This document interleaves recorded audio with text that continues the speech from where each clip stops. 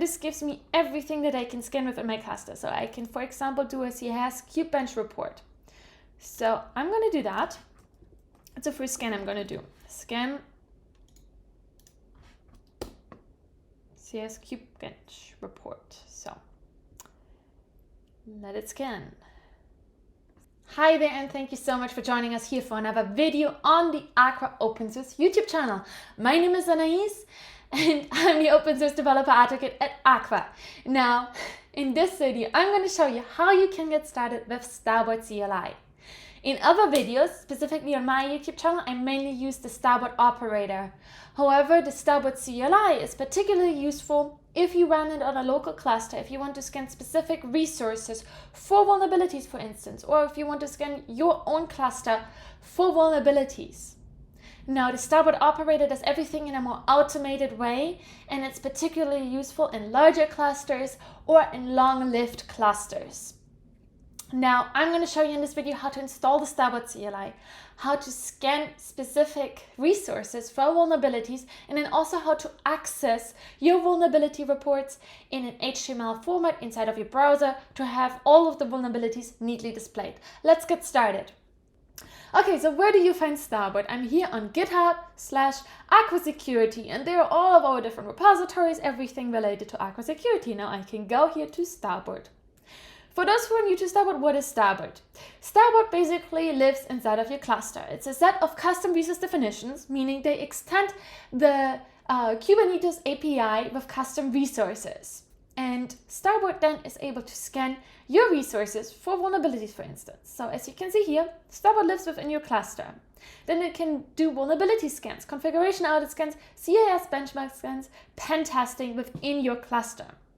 You can also access reports within HTML or PDF format or through Prometheus, Grafana. There's also UI integrations available, for example, for Lens, that we can check out in another video if you're curious. So let me know in the comments below.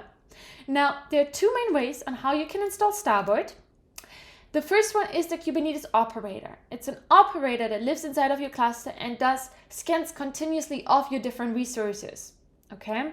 Now, in other videos, and you can see the link above there, specifically on my own YouTube channel, I use the Kubernetes operator because it just automates things and it's just there. If you want to have a long-lived setup, the Kubernetes operator is great. However, if you just want to scan specific resources, for example, you're using some Kubernetes manifests, then you want to check the deployments of those Kubernetes manifests for vulnerabilities, then the CLI is perfect for that.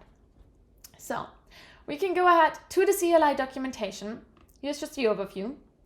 And first of all, what we have to do is install the CLI. Now, if you're using kubectl, the fastest way would be to use crew, and then kubectl crew install Starboard. And then you can use kubectl Starboard for everything. So you're accessing basically Starboard through kubectl. So that would be the first way that I would recommend. The other way would be from the binary release.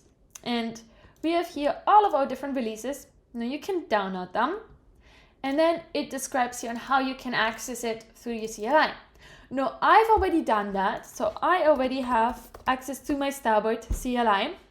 And as you can see, there are different commands that I can use. Now the first one that we have to do is Starboard install, to install Starboard within our Kubernetes cluster. Now, I'm here within my Docker desktop Kubernetes cluster. So if I say kubectl get nodes, I have my simple node cluster that's running through Docker desktop. Okay. Now I want to go ahead and say Starboard install, and this is going to be installing Starboard inside of my Kubernetes cluster so I can access it. Now, once I have it installed, it's not just going to go ahead and scan my resources. I have to invoke the scanning. So I can say Starboard scan and help. And this gives me everything that I can scan within my cluster. So I can, for example, do a CISBenchmarkReports report. So I'm going to do that. It's the first scan I'm going to do. Scan CISBenchmarkReports. So let it scan. Okay. Awesome. So 12 seconds to be precise. Okay, now we have the CISBenchmarkReports report. Now, before we access it, I want to go ahead and scan my deployment, my Nginx deployment that's running inside of my cluster for vulnerabilities. So I can say kubectl get all, and I see here that here's my Nginx deployment that I can also access, but this is basically all the resources related. Now, you might have different deployments running from your Kubernetes cluster or different pods, right, that you can scan. Now, if you want to get started, here's a get it started guide within the documentation that tells you Starboard install. Then you can create the exact same Nginx deployment within your cluster. And then through this command, we can scan our Nginx deployment for vulnerabilities. So we're going to go ahead and do exactly that. Starboard scan vulnerability reports deployment Nginx. Okay. So we can open K9s. And then in K9s, I have all of my different namespaces. As you can see, here's the Starboard namespace. Now, here you will have the pods, the jobs running, the pods running the jobs that do the scans, that way around. The pods running the run, yeah. So, and here in my default namespace, I have my Nginx deployment. It's running right now, and I've scanned it. Now, similar to how I look for any type of resource, such as pods with K9s, I can look for vulnerability report. And I can see here my vulnerability report of my Nginx deployment. Now I can also go for CISBenchmarkReports, and I can see here my CISBenchmarkReport. I can access it through K9s directly if I wish to do that, right? And then I can see the different tests. Now, I can also access it through the Starboard CLI. So I can say help, and then it provides me with some options. So I can, for example, access the vulnerability report directly through Starboard get. So Starboard get, and then the vulnerability reports, right? I need to specify the workload. So deployment Nginx, and here it is. So I can then say I want to access the vulnerability report. Now, kubectl describe vulnerability report reports, and then I can paste the vulnerability report, and I have my vulnerability report. That would be one way to go about it. Or here's another way. I can just say Starboard get vulnerability report and then output it as YAML. That would be the other way. And I have my vulnerability report.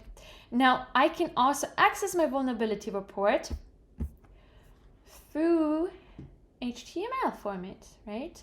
So I can go over here and say Starboard report, and then the deployment, the report related to my Nginx deployment, and then output it as an HTML file, right? So I can do that.